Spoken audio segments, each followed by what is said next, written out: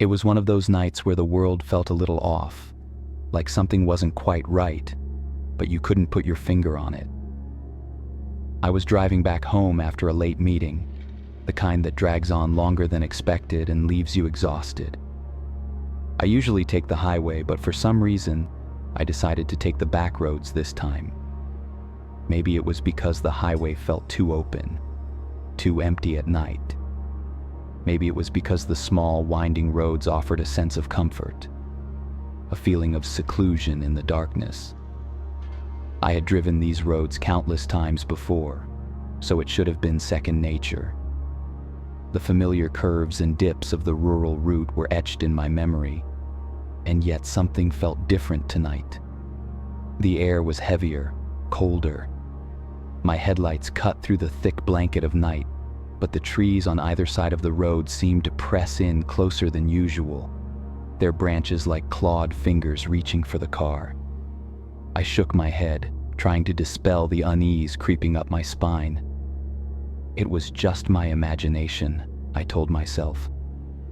The fatigue from the long day was getting to me.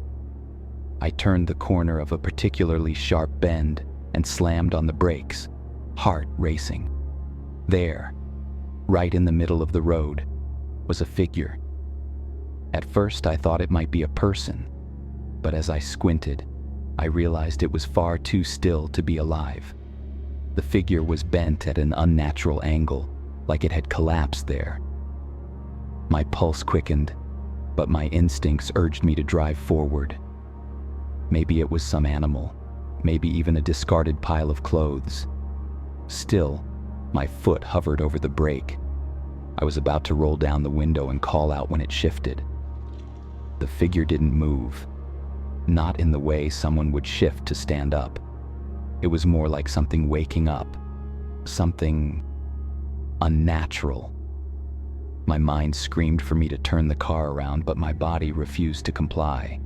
The air grew colder, the car's engine echoing through the stillness like a ghostly whisper. Suddenly, the figure straightened. Its limbs jerked into place in an inhuman manner, and before I could react, it turned its head toward me, its face now illuminated by my headlights. My heart stopped. It wasn't human.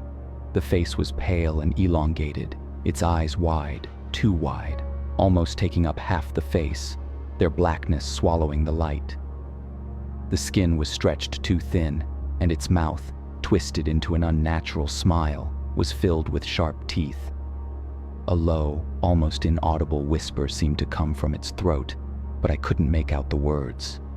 In that moment, panic hit me like a tidal wave. I slammed the car into reverse, my hands trembling, barely able to grip the wheel. The car jerked backward, tires skidding on the damp road, but before I could gain any distance, the figure moved. It wasn't running, but it was gliding, impossibly fast, reaching for the car with its long, spindly fingers.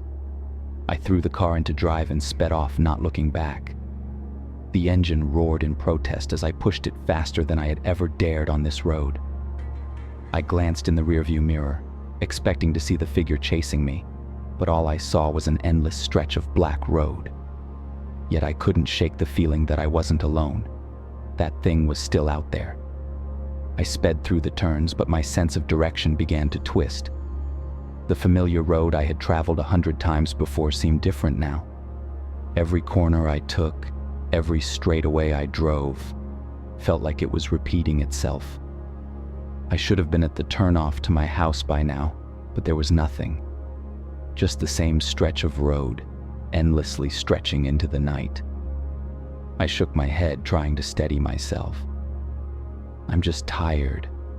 I'm just seeing things, I muttered aloud. But deep down, I knew I wasn't imagining this. The trees blurred past me, their shapes morphing into grotesque silhouettes in the dark. I glanced at the dashboard. The time was the same as it had been when I started this journey, 10 minutes ago. My heart thudded in my chest, and the sweat on my brow was cold. I took a sharp turn, hoping to snap myself out of this loop, but the road didn't change. It felt like I was caught in some twisted maze with no way out. I took a deep breath and tried to calm myself. My phone. I could call for help. I reached for it, but when I glanced at the screen, I froze. There was no signal. The bars were completely empty. Panic surged again, but I forced myself to focus. Keep going, just keep driving. Another curve ahead, another bend that looked too familiar. The same dark trees, the same blackened sky.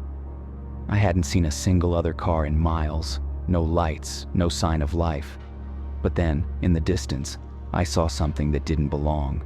It was a light, dim at first, flickering like a lantern. It hung in the air, barely visible through the dense woods. My heart leaped. A house. There had to be a house nearby.